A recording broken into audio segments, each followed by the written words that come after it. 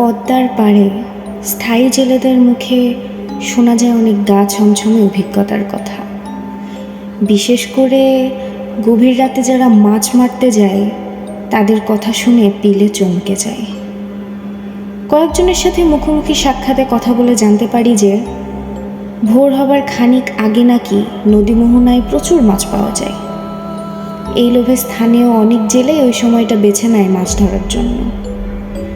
যারা ওই সময় মাছ ধরতে গিয়েছে তাদের প্রত্যেকেরই জীবনে কখনো না কখনো একটা অদ্ভুত ঘটনার মুখোমুখি হতে হয়েছে। ঘটনা খুবই সাধারণ। সবার প্রথমে যার সাথে কথা হলো তার নাম তৈয়ব মাঝি। নিজের ভাইপো হাসানকে সাথে নিয়ে তিনি এক রাতে মাছ ধরতে বের হন। রাত ৩টার দিকে হঠাৎ করে নদীতে বাতাস একেবারে থেমে পড়ে। উল্লেখ্য, নদীতে বাতাস পড়ে যাওয়া মানে ঝড়ের পূর্বাভাস।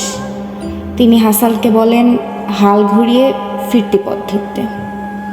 ওনারা মাছ ধরতে ধরতে অনেকটা ভেতরে চলে গিয়েছিলেন। হঠাৎ তারা উভয়ই লক্ষ্য করেন তাদের থেকে প্রায় মাইল খানেক সামনে দিয়ে একটি যাত্রী নৌকা যাচ্ছে। নৌকাটা হয়তো চোখে পড়তো না, কিন্তু অবাক লাগলো, কারণ নৌকার উপরের ছাউনিতে একটা অদ্ভুত রঙের বাতি দেখা যায়। অনেকটা নীলচে আভা বের হচ্ছে সেই বাতি থেকে। মানুষগুলো হয়তো বিপদে পড়তে পারে ভেবে তৈয়ব দ্রুত বৈঠা বেয়ে হাসানের সাহায্যে ওই নৌকার পাশে চলে যান। নৌকার ভিতর উকি দিয়ে চমকে ওঠেন তৈয়ব। নৌকার কোনো মাঝি নেই। তার চেয়ে ভয়ঙ্কর হলো নৌকার পাটাতনে পড়ে আছে এক গাদা লাশ। পুরনো লাশ, পচে গলে আছে। ছাউনির ভিতর একটা মরচে পড়া হারিকেনে আগুন জ্বলছে। তৈয়ব আলীর মুখ দিয়ে চিৎকার বেরিয়ে যায়। চাচাকে চিৎকার করতে দেখে বৈঠা ফেলে দ্রুত চাচার পাশে চলে আসে হাসান। দেখে তার চাচা মাথা ঘুরে পড়ে যাচ্ছে। দৌড়ে গিয়ে কোনো মতে চাচার পতন ঠেকায় সে। সাথে সাথে মাথা উঁচু করে সামনে তাকিয়ে দেখে সেখানে কোনো নৌকা দূরের কথা, আশেপাশে ঘন অন্ধকার ছাড়া কিছুই দেখা যাচ্ছে না। অথচ সে নিজে ওই যাত্রী নৌকায় নৌকা ঠেকিয়েছিল।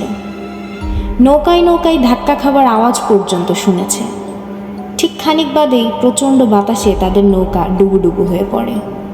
হাসান দক্ষ ছেলে, ছোটবেলা থেকে নৌকা বেয়ে ওস্তাদ।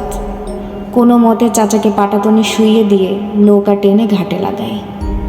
তৈয়ব আলী টানা 1 সপ্তাহ কথা বলতে পারেনি, এমনকি রাতে মাছ ধরাই ছেড়ে দিয়েছে। ঘটনা এখানে শেষ হলে ভালো হতো, কিন্তু শুধু তৈয়ব আলীই নয়, আরও অনেক জেলের সাথেই হুবহু একই জিনিস ঘটেছে। পদ্মার চরে মাঝে মাঝে জেলেরা মাছ ধরতে গিয়ে নিখোঁজ হয়ে যায়। প্রায়ই নৌকা ডুবির ঘটনা ঘটে। এর মধ্যে কি কোনো মিল আছে? আপনাদের যদি এই গল্পটি ভালো লেগে থাকে তাহলে একটি লাইক দিয়ে পাশে থাকুন এবং এরকম আরও গল্প পেতে আমাদের চ্যানেলটিকে সাবস্ক্রাইব করুন। ধন্যবাদ।